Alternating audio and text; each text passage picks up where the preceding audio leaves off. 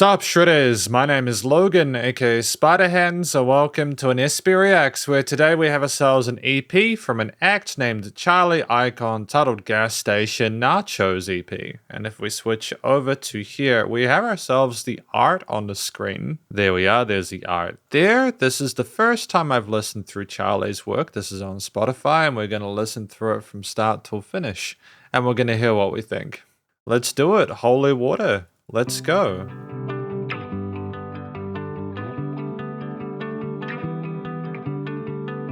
Your expectations weigh me down.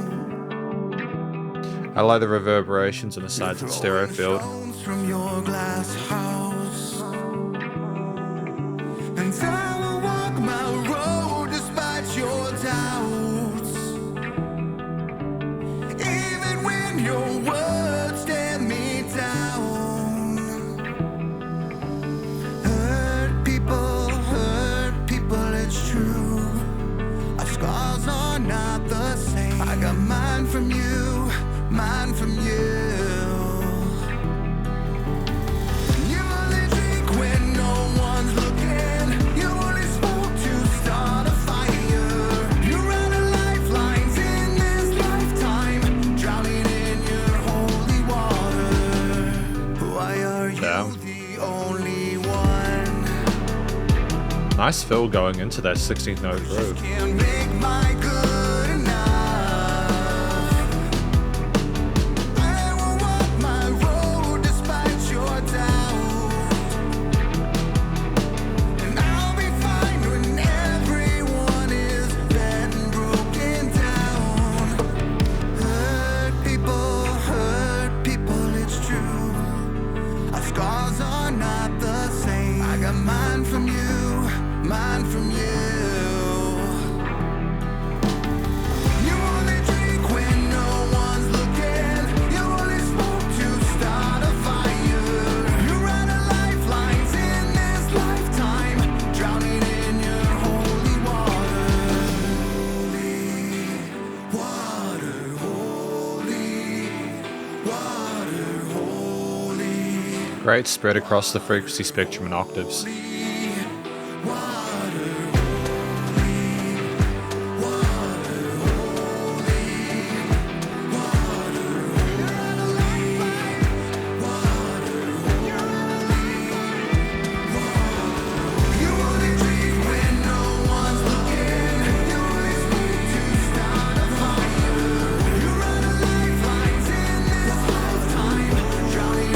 Great development with the different vocal layers.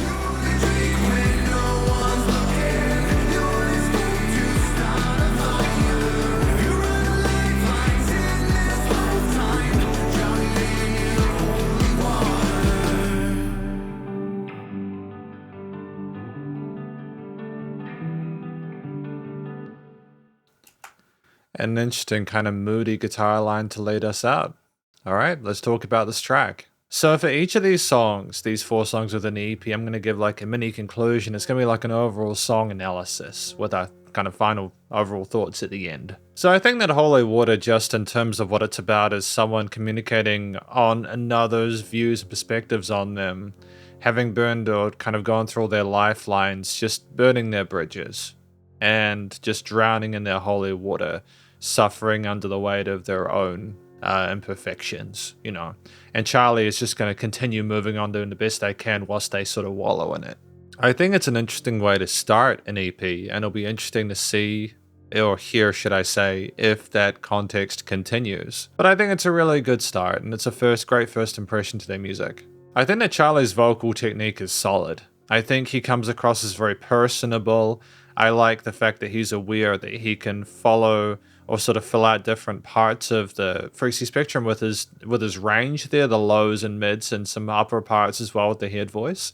And he does explore this throughout, not just with the mains, you know, with variances between the different verse and chorus melodies, but also with the backing harmonies and how they interact and come together in the interlude. I think his vocals are nicely spread out around the stereo field, so it sort of like fills the headphones really neatly. You know, there's overdubs and there's a lot of attention to detail there, which is really good.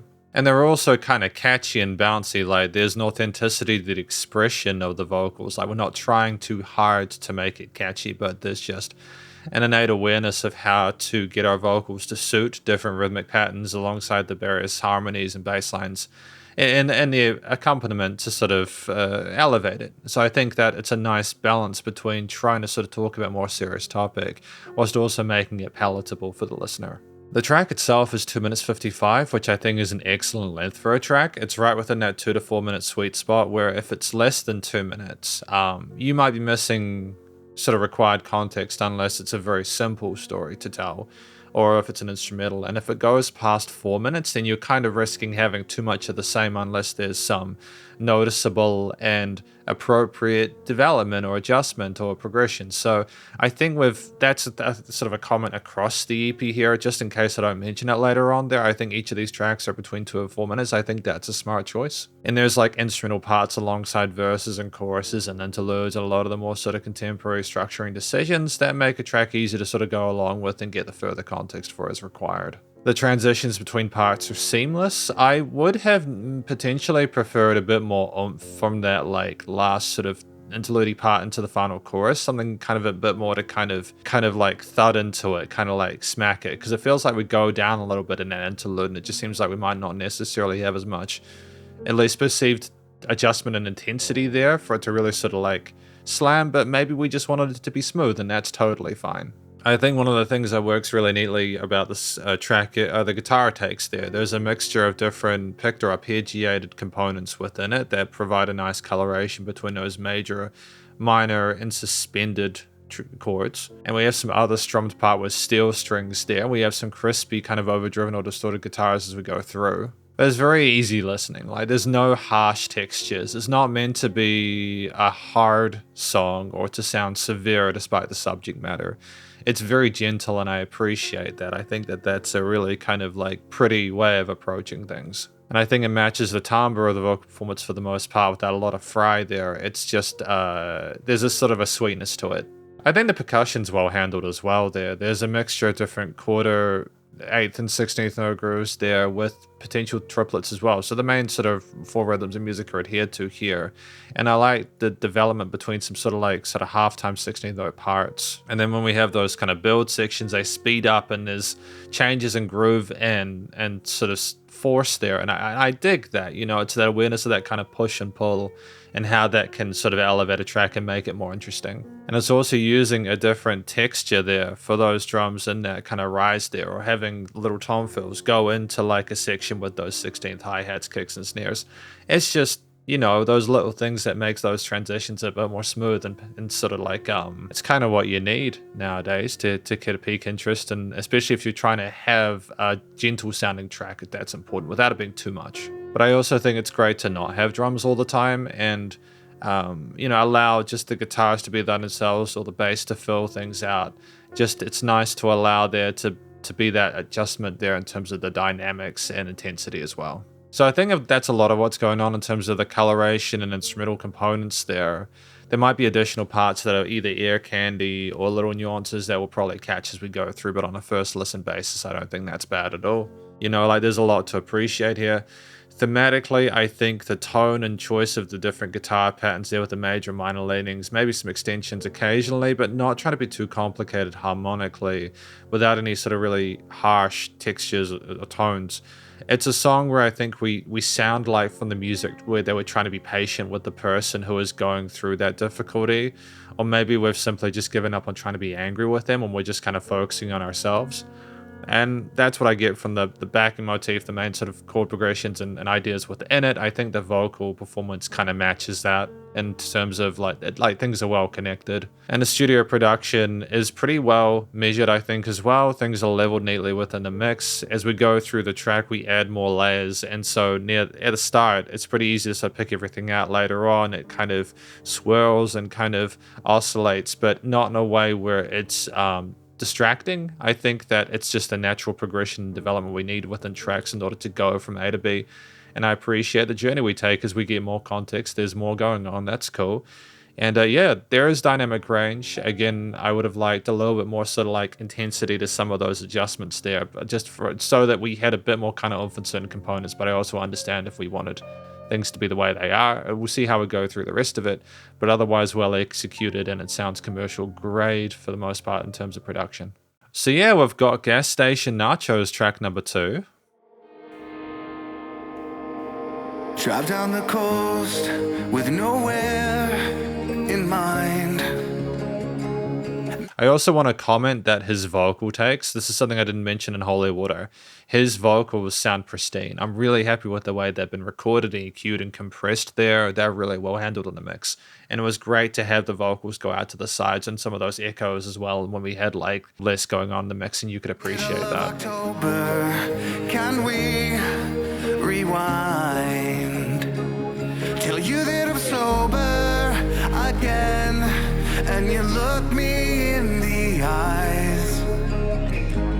Glad you stuck around this time. I drive this road with you, it's a wild ride. Throw your dark hair in your brown eyes. Gas station nachos taste like 5-star nights. We could go anywhere, it's all green lights. Holding your hand and I'm alright. Don't need a map, you can always be my guide. We can leave it all behind. I like those ghost notes with the snares and the dreamy sort of feel to it with those reverb tails. Stayed out till the street lights came on. Too young in the summer of 91. Flat tire breakdown used to be the end. With you it's our chance to breathe again. Is it bad that I still want you like that? I drive this road with you, it's a wild ride. Yeah, see, I'm going to try not to interrupt too much because it's good to have the whole of the song context. I think there we could have potentially have had like less going on underneath that last line, because I think it was like the third time of a verse stanza or a verse kind of go through the riff. So to have had that kind of stop for a moment and have a little bit kind of less low end underneath that, it would kind of float and then bam, back into the chorus. Throw your dark hair in your brown eyes. Gas station nachos taste like 5-star nights. The story's beautiful though. I really appreciate that. It's all green lights. Holding your hand and I'm alright. Don't need a map, you can always be my guide. We can leave it all behind. Like that. But I suppose having that means, yeah, no, that's great.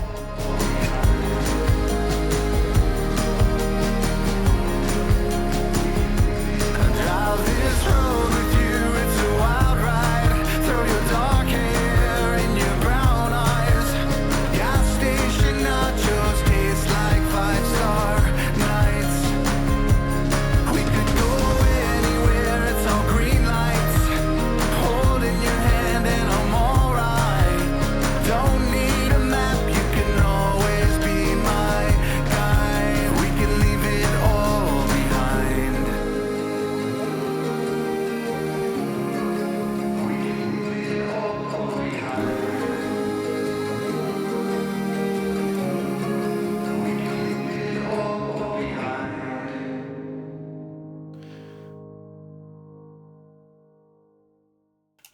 Okay, so that was Gas Station Nachos, track number 2 for today. So what do we think that one was about? I think that one was more about someone going on their own direction, taking another person and sort of getting to a point where they are just loving the stars in the sky. You know, having those Gas Station Nachos on that big journey is like a 5-star night. It's that freedom, that joy of being together, things being elevated just because of the company and the situation you're with, that change of, you know, that fresh air, etc. And I think that we did well to communicate that here in terms of the vocals there. I liked some of the melodies and harmonies we had there. That kind of, those kind of like falsetto-ish or kind of like head voice-ish kind of like parts on the sides there. And those post-chorus parts sounded beautiful. And it was a real sort of dreamy sort of like soundscape aesthetic to that. So I think that was really well handled. And it's very earnest in the approach on the mic there. There's never any points where we sound like we're trying to convince the person that it's what it is. It sounds like we're in a very kind of caring, sensitive way, trying to tell the story to the other, how much they appeal and how much they mean to us. And that comes across in a genuine way. So that's well voiced. And I think that having, again, those backing vocals being more of a melody or harmony, contrasting with the chorus and verse parts where more sort of direct, is just a great back and forth throughout the song that is done really neatly. So again, just a really neatly well structured sort of 3-minute track with verse and chorus elements there, intros and instrumental and post chorus parts there, enough to sort of enjoy yourself with it without being too sort of like overdone there. And there's enough going on instrumentally to be able to appreciate the makeup of it. I think part of what kind of makes the intro of this track really neat is that you have the previous kind of strummed steel string guitar parts there playing chords, but then you kind of have this weird kind of warbling, LFO oscillating synth or kind of rotary thing going on, which is just, it's kind of a surreal, kind of magical tone that is a nice contrast to everything else that's going on there. It's just not a tone we might have heard before, and it's just nice to hear new sounds in the second track as we roll through this EP. Again, we move forward with the traditional basses, following through with the root notes and being sort of loyal to those. We have enough adjustment with the drums, with the mixture of different sort of like eighth, quarters and sixteenths there across the cymbals, kicks, and snares. And we have picked guitar parts there that are more sort of oriented towards that upper range there to kind of fill out and flesh out the frequency spectrum. We have tambourines as we move forward, which are a nice sort of shimmery, shaky kind of tone there. That's a new thing as well. So we're adding different instruments as we move through this EP there to kind of establish and make tracks a bit more individual, with the vocals kind of tying them together as one of the main sort of like anchors. We might even be having some claps in there to sort of add a bit of a human element to it. It's nice to have the claps and the shakers and people in the mood and the kind of groove kind of vibing along to it. It's a happier track, so that makes sense. And I want to sort of like comment on how like we leave it all behind. There's some lines there that have a kind of an interesting modulation on those and kind of make them sound a little bit spacey. And just it kind of flips the script a little bit. It's not as kind of raw. And I dig that just we're messing with how our voice sounds outside of what we're capable of in terms of our technique. And there's like subtle little ghost notes on the drums just before we move on that are fantastic. We even have some 16th or 32nd notes there. The percussion is quite articulate and does a lot with the sub layers and main parts. And I just appreciate the dynamic range there. And so you have a track which is, again, well-structured, seamless transfers between components. I liked the little pause before we had that outro part there. It was just nice to have things kind of stop for a moment and then come back in just to appreciate the return of it. And sort of thematically, it's a very kind of peaceful, starry track there with some interesting, gentle tones and textures that kind of elicit both a sense of romanticism from it, whilst also alluding to sort of a gratitude of how beautiful things are in that moment, even with like the smaller things like Gas Station Nachos and stuff like that. It's just we're enjoying those things because we're appreciating them more. I think the starry guitar arpeggios and picked parts there, I think the style of vocals with the different takes on it and those elements kind of tie together to bring that forward, as well as the focus on the major tones within the overall harmonies and stuff like that, and the drums again being more sort of like stable and supportive and groove oriented without trying to be too much. And in terms of the studio production, it's what I've said before, and a lot of the studio production comments will probably continue through the CP because typically you'll kind of mix and master things within a similar session, so that they kind of match. But I think the vocals are produced just the right amount there. Again, I love the clarity and the EQing and compression and sheen on them, but it's also nice again to have some reverse takes and some kind of modulated takes and use of reverb tails to make things seem a bit more dreamy. And we just explore the capabilities really neatly without it being too much. Things are niched well within the frequency spectrum in a stereo field without any weird resonant frequencies, and it's nice and loud without pumping. And because we had that little pause at that point that I pointed out before, even if we don't have a lot of dynamic range to the overall master, it still like seems like there's been adjustments there, so it's great. We've got Fade, track number 3. It's nice to have the keys come in here. I'm not sure if that's a new thing, but it appears it could be. I see the fire in your eyes. It's dimming like the sky as you fall apart inside. I feel your hands begin to shake. I know the toll that it can take, chasing demons all away.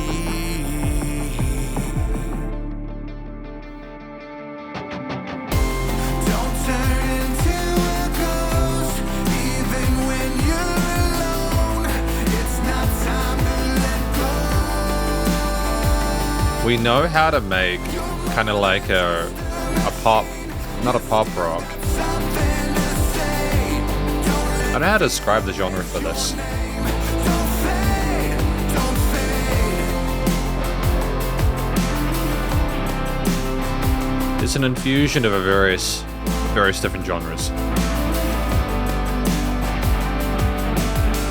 You've got a spark they can't define, but it's burning up your mind. So you hide behind the blinds.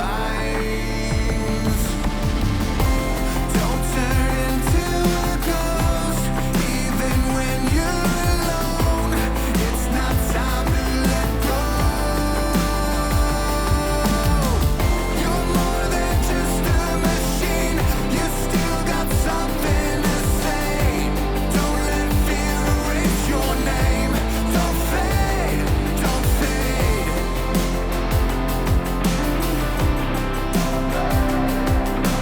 Good call and response with those subtle guitar leads and the vocals with the reverb ones. And it's great that the vocals sound like they're fading away there just to elicit that further connection to that. Turn into a ghost. It's not time to let go. You've got something to show. You're more than just a machine. You still got something to say. Don't let fear erase your name. Don't fade, don't fade. Don't fade away.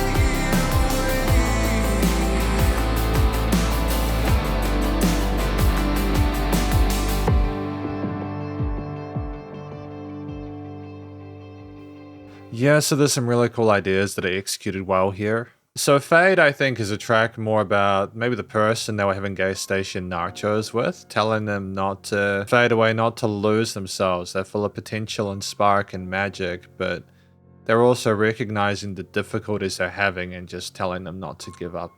I think that's basically what it's about.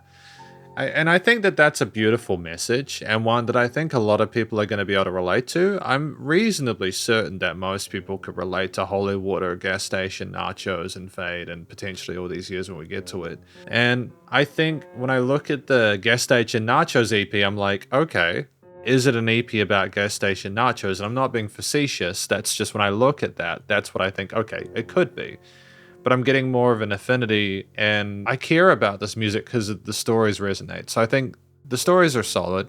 As per the previous two tracks, when Charlie sings, they sound genuine and sincere. There's a warmth to the performance overall, regardless of wherever they go with their various melodies, their head voices, the chest voices there, regardless of whether they're the mains in the center or they're doing a kind of faded kind of like ghostly takes in the ether of the track and those sort of post choruses. I think that that's just a smart way to sort of show the fading of the vocals there in a way that is, it's on the nose but done in a way where it sounds cool, so it's totally fine. We have a kind of a catchy, poppy kind of feel to a lot of what we're trying to do there with the rhythms and there's no sort of like uncomfortable chromatics or anything outside the diatonic. We're very astute and focused on making a track that people can sort of nod their head along to and sort of be unchallenged by, predominantly because I think it's trying to be just a really sort of nice sounding song. I think that the octave harmonies that we have in certain parts, such as the interlude,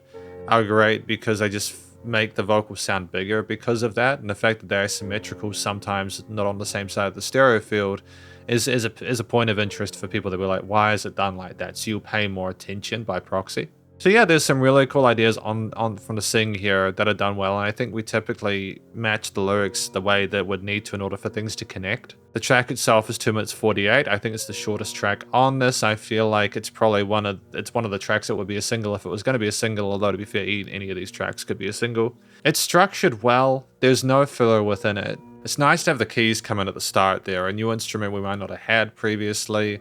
It kind of invokes an idea that this might become more sort of ballad-esque, but I think it's more sort of a nice accompaniment to what's going on with the various guitar layers within this, with some interesting filtered guitar parts through this with the way things are presented with the arpeggios picked and strummed. And like the keys become more sort of like affected by the post stuff, and it kind of swirls in the lower and mids there to allow Charlie to have more, I suppose, more prominence in those verse parts. What's really cool with the guitars, though, is that they go backwards and forwards in the stereo field there. That's equally, I think, an actual effect thing, like a ping pong delay or like a stereo delay, as well as potentially an automation thing. I'm saying it's probably a stereo delay, and it goes left and right in the headphones, and it's sort of more something to kind of pique your interest and be like, oh, it's kind of growing. Oh, what is this? And then you go smack into a hook, I think. And we do play some interesting notes on the guitar during the chorus section with the side sort of like kind of dusty, overdriven parts there. There are some slightly dissonant notes, but done in a way where it's very pretty, and they more sort of revolve around sort of any maybe extensions or something alongside that. They're not prominent. In the chorus parts, a lot of focus is on those really punchy sort of elements from the kicks and the snares and stuff like that. It's more of a kind of an electronic kit that I think kind of like adds a kind of really pleasant pulse to this. And those drums are far more low-key in those verse sections, again, to allow more space for Charlie, Icon, in the mix, whilst also providing a sense of groove there. But you kind of can hear the connection between them, and almost like we really want to sort of like cry out in those chorus parts so that we don't fade away. And like how bright the kit sounds in those choruses is a really wonderful contrast with the way it sounds in the verses, and it just helps to segment the track in a kind of an A and B style. It was also cool to have some lead guitars feed off some of the cool responses from the vocal parts in those post-chorus sections there. Just the way they kind of are kind of soaked in post, and they just are so misty sounding and so kind of like flames kind of dancing in the fire, but you're not sure if they're going to last or not. But it's always sort of major oriented that even if we are concerned that this person is going to fade away, we're trying to do our best to make sure that things end on a happy note. So I think if I was to talk about themes with this track outside of the way things are handled with the structure and composition, to be fair, I think it also could be a different type of production on the kick. Because I had to listen to that little drum fill before that final chorus. I'm wondering if you just put a bit of distortion and compression on the kit to kind of add a bit of kind of punch to it. I think it's cool to have different drum sounds between pieces. Sometimes you need a bit more kind of energy and pulse to that kind of element to kind of add that grit to make it hit home a bit harder. So I think maybe that was what we were doing there. So if we were using an acoustic kit, then I kind of like step back, or we could even be using multiple kits. That could be cool as well.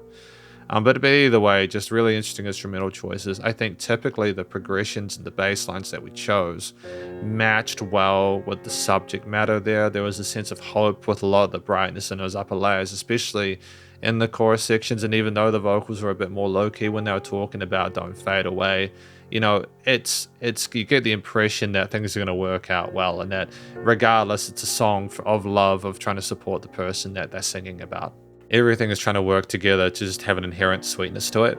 And I think overall the various layers and how they intermingle and amalgamate are very satisfying and pleasing to the ear. The studio production, I think, again, it's the use of filtering and effects on the cueing of the track in different sections to differentiate them. That is especially sort of like well done here. The way that you have sub layers and main layers, even with lead sections there, just to kind of help them simmer, is really well done. So yeah, ultimately just really well produced, and it's great to have a sense of identity each of these three tracks. It just makes them distinct while still sounding like they're a part of the same EP. But we have All These Years, track number 4. Oh, and strings, nice. Adding further stuff as we go along. I took a shot that changed our life. Your eyes gave you away, gave you away. Back and forth on 57, we'd never be the same, be the same. Late night phone calls that I'd pick up, and letters with your name, MySpace page. All MySpace. that green Chicago river ran like love through our veins, through our veins.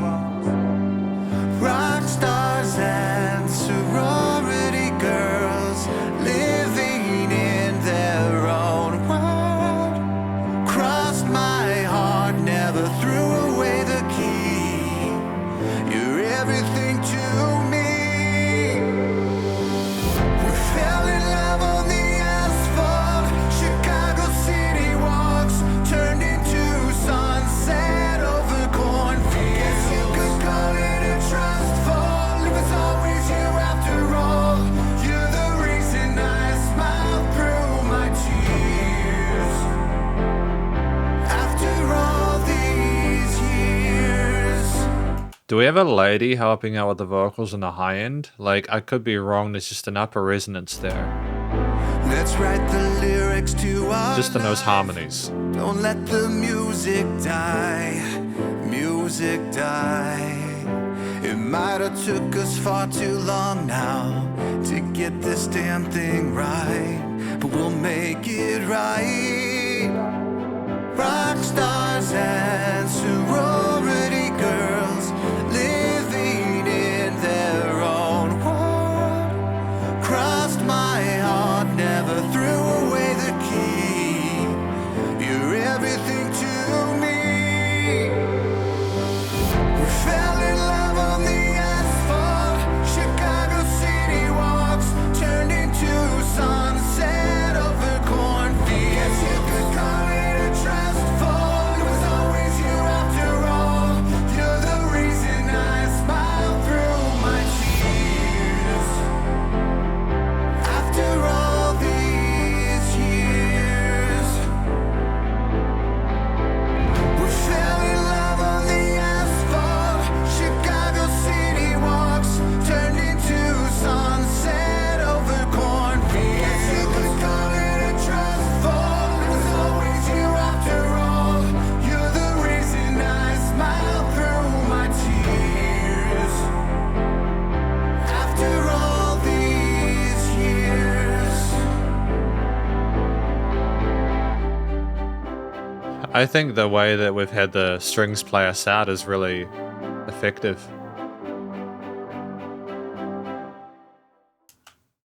All These Years by Charlie Icon. Fantastic. So I think All These Years is talking about how they got together in the first place. You know, like how they met each other in Chicago and like cornfields and stuff like that, and how the journey, I think, has been worth it in the end. You know, all the stuff they've gone through, and talking about like MySpace and stuff like that. That's a, you know, I remember being a teenager when MySpace was out and stuff like that. You know, that brings me back a little bit. But yeah, no, it's a beautiful story. I'm greatly minimizing it simply because I'm cognizant of the fact that this has been quite a long review already. But I think if I was to sort of give an overall quick summary in addition to what I've said previously, I think it's basically talking about maybe the journey they've been on with these people through Hollywood, Gas Station Nachos, and Fade, and how they are trying to sort of like show, hey, I know we're having these struggles, and I know that you've been going through some stuff, but I remember how amazing things were when we fell in love and what we've gone through. And I think it's worth continuing potentially. I'm not sure. Either way, I think one of the best things about this was that we had the lady vocals on top. Now I'm 90% certain it was either falsetto or was a lady vocal on top. Whatever that higher texture or that higher layer was, it was wonderful. It was fantastic because it kind of infers that the lady is with Charlie when they're singing about that stuff. It's a great sense of kinsmanship and connection there, and it's not something we've had previously. So it kind of implies that after all this sort of introspection and discussion and communication, that things have worked out. And they are going to get through it like they've got through everything else. When he talks about smiling through his tears, it could be bittersweet though. It could be the fact that he's been struggling, and I'm not trying to take this, it's a complicated story. I think there's more to it than what I've said before, but when we say smiling through my tears, it's like, was that because we've struggled through things in life and that person's been there to support us? Or is it that that person is no longer there and our life has been the thing that's gotten us through it? Their existence in our life has been the thing that's gotten us through it. Because going on from fade can be, oh, the person's been got difficulty or having difficulty with things in their life and therefore they're not there anymore. And then we're thankful that we had them in our life, even though we're having we're struggling with the loss. Or fade is, all these years is following on from fade and giving them more reasons to consider that things will get better if they continue to fight. I'm not sure which it is, but I just think that it's a very kind of earnest, honest performance from Charlie that does really sell the EP, I think, and it shows that they can sing well, that they can sing, that they can create compelling melodies and harmonies in a way that does decorate this piece quite well and sort of provide context it requires. Yeah, I've just had a quick look through the lyrics because I do actually have the lyrics here, and I think that it's definitely about a person that's still there, so that's great. So it seems like they kind of realized how much it meant to them. So yeah, ultimately a really sweet story. I think it's told across a track at 3 minutes 14 that is well fleshed out with various choruses and sort of like verses alongside like a lot of the other tracks we have here. It's a similar construction. So you have that consistency through the EP, which I think is good, and I don't think we would have benefited by either having less or more in certain scenarios. One thing that's quite different from the previous tracks is the use of that string section there and that constant sort of like bump, bump, bump, bump, bump, bump, that pulse there, 1 and 2 and 3 and, whereas, because a lot of this EP, should I say, has been quarter notes or sixteenths. But like this is mirrored on some parts of the keys as well there. And I like it, it's either on beat or syncopated, but like we allow space for the vocals whilst having the string section fill out the frequency spectrum, really sort of like sell a sense of hope, making it seem like this situation is larger than life because of the cinematic inference of it. Almost like they're looking through the film reel of their life, going back on it. And again, the strings aren't there all the time, like they're there for a little bit at the start and then it goes in with the key accompaniment, but like they are there more vividly later on, almost like we're recollecting things and appreciating them. And I'm just realizing that I think the reason the strings are more rhythmic oriented or sequenced like that is to make up for like a lack of a drum kit, because there just is no drums within this. And I think you could have potentially had drums in here, but it would have made it quite a heavy sounding track, and I don't think we necessarily wanted that. We want to we wanted it to kind of glow a bit, to be a bit fluffy, a little bit cute, whilst also being sincere. And I think the keys add a nice sort of rounding out of the low and mids and a bit of some of the highs there, with the strings having a bit of sort of chirp up in the high end and the vocals filling that out with the mids and highs as well, with the octaves and sort of like harmonies. And we have cymbal shimmers occasionally to sort of help transfer between parts, but it's just a very different composition to previous tracks despite the similarity in the length and sort of structure of it. So I think that that's basically it. Like a lot of the push and maybe the angst with some of the drum kits or like the slightly heavier parts may simply be because we're pushing for something, and here we're kind of floating in the success of our relationship, getting through all that stuff with a genuinely sort of like a major orient to it, like thematically like focused on the major keys, the chords, etc. there.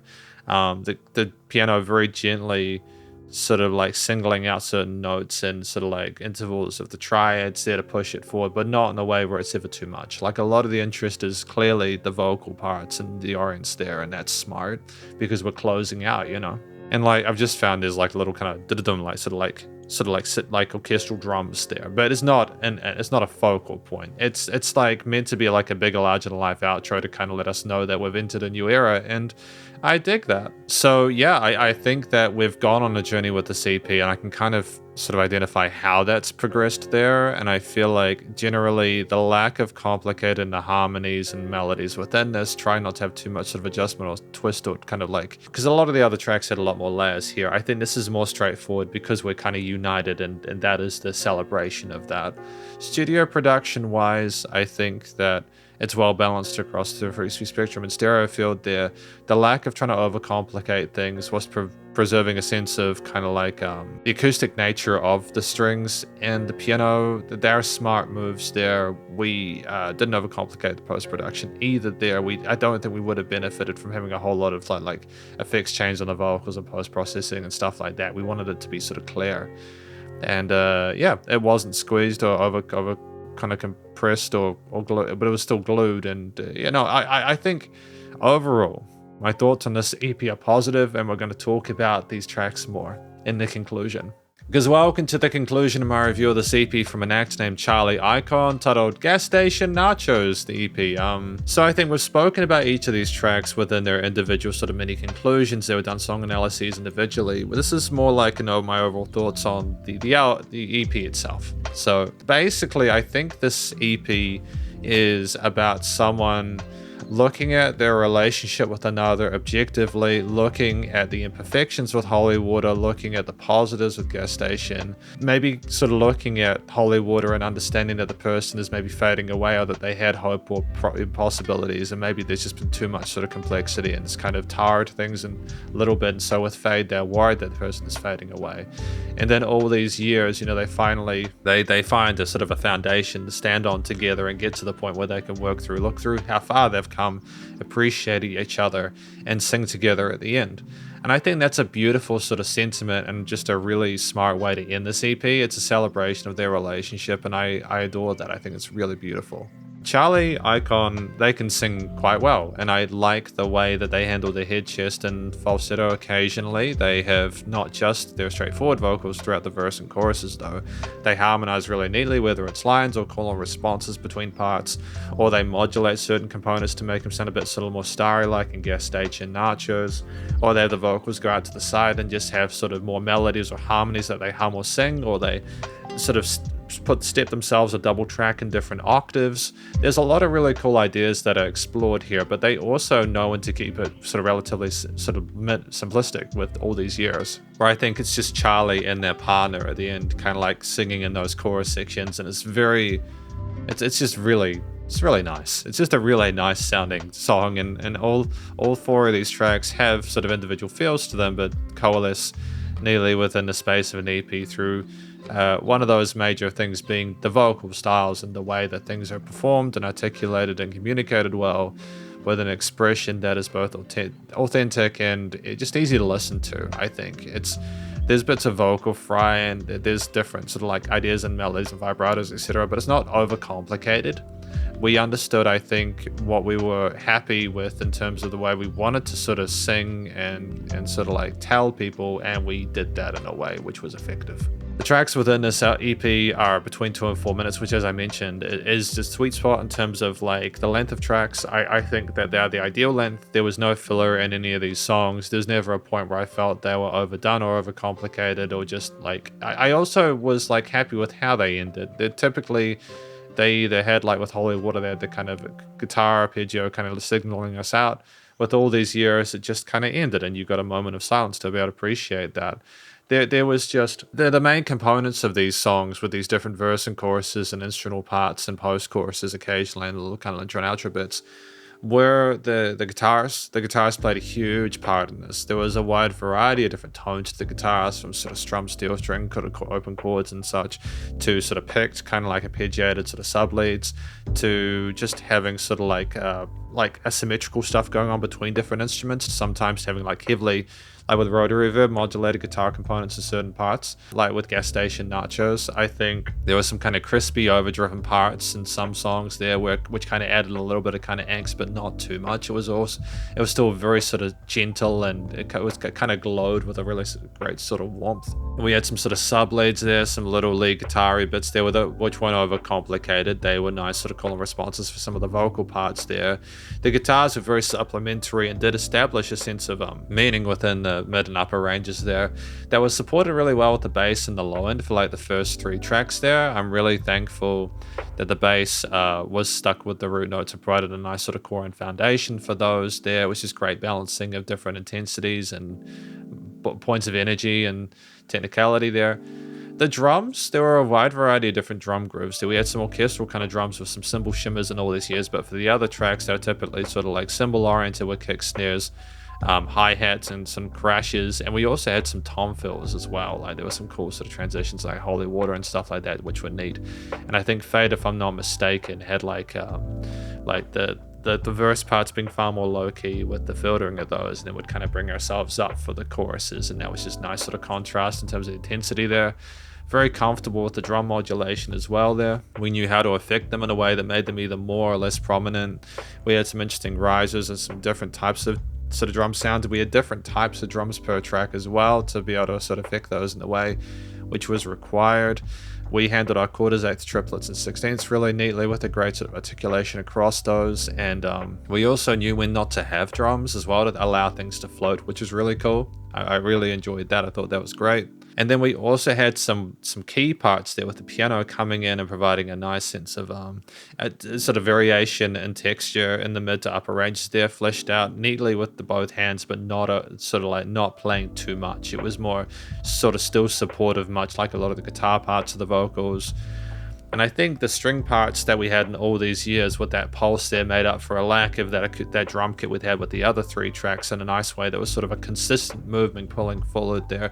A sense of romanticism to that, whilst also it being like a very peaceful tone to it. It was kind of a weird thing because of the major orient of a lot of it there's usually a bit of sort of extra heaviness to it, but it was fleshed out well within the frequency section, was also adding a nice sort of classical sort of nostalgic sort of sophistication to it, I suppose. I just like the fact that we had a variation at the end to kind of signal an outro to the EP without having too much more of the same in a way that honestly it's just great that they got back together, and the fact that the music can tell us that is awesome.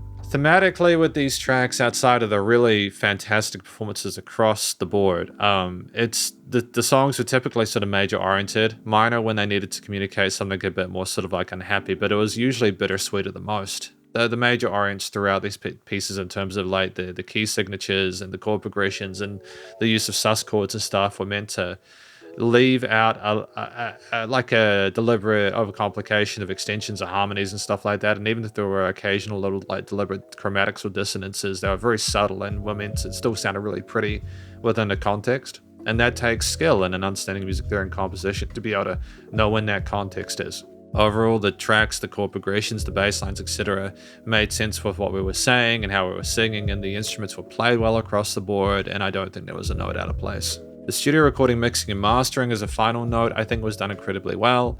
I think the only thing I've said in terms of constructive critique was just in some parts it seemed like things were almost a little bit too glued, and it might have been good to have some occasional sort of like space just to have like things to float, but we did have that later on as we went through it. So I think it was a deliberate stylistic thing, and that's totally fine. And it's just knowing that we can do that if we need to, but we did that here. I think the vocals, guitar, bass, drums, piano, and keys were well fleshed out throughout the piece, and were comfortable in their various positions within the frequency spectrum and stereo field. The music surrounded you in the headphones. We played around with automation of path and panning, and there were reverb and delay effects chains and filtering of certain components to make them quieter or less prominent than others there. When you went to put those in, there was dynamic range, even though things were glued quite neatly, and it was nice and loud without pumping, so the bus compression and limiting was handled. Effectively, I think this is quite a positive review of the CP from an ex named Charlie Icon, titled Gas Station Nachos. We reviewed Holy Water, Gas Station Nachos, Fade, and all these years, all 4 tracks, and hopefully you enjoyed it. If you did, please do go show them some love via their various social medias and Spotify page, and stay cool and stay safe, and please remember to support your local musicians and artists at this point in time, as they need the help more than ever with all the crazy stuff going on in the world, and I will catch you in the next SB Reacts. Spiderhands out.